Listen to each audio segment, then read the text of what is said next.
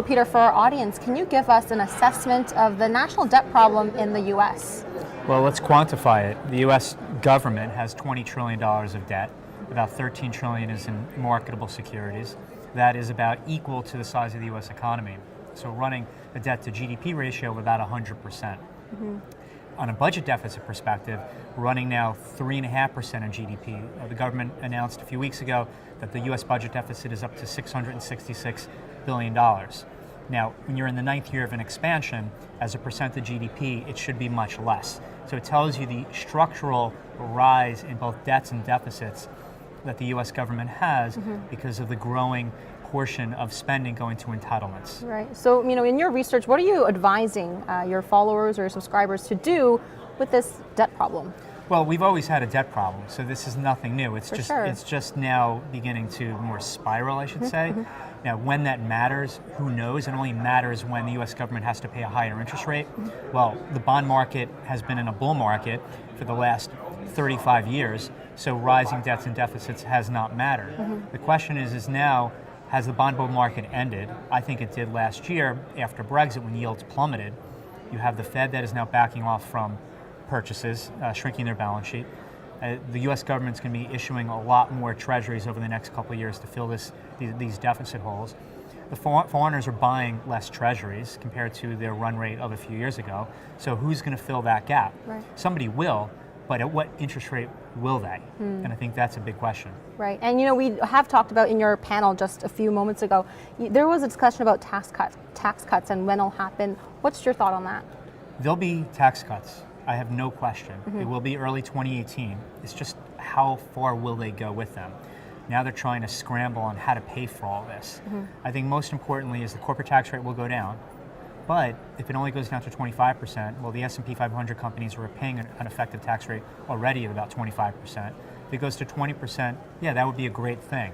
But we have to separate the potential economic impact in the short term versus what it means for the long term. I think what it means for the long term is more important, and that is making the U.S. an attractive place to do business. Right. And that if your costs are lower here, particularly your tax rate, you're more inclined to grow here than build a factory overseas. So I don't look at it as necessarily an economic stimulant right now.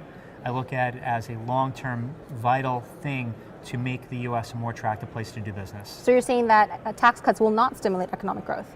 Well, it depends. On the expensing side, they're thinking about immediately expensing capital expenditures. That should give a lift to capital spending, which would lift.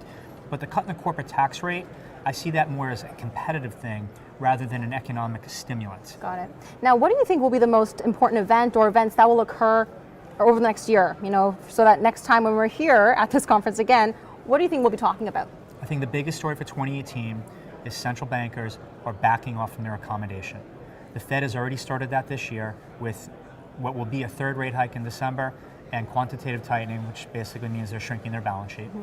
The ECB barely started it this year when they cut their monthly purchases from 80 billion euros to 60 billion euros beginning April 1st.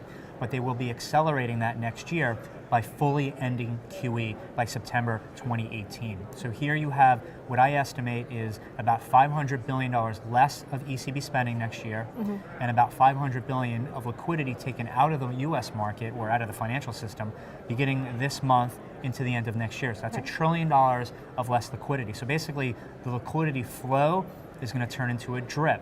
The Bank of Japan's already beginning, we're in the middle of a subtle taper, and I would not be surprised if that accelerated also. So it's the central bankers are no longer your best friend.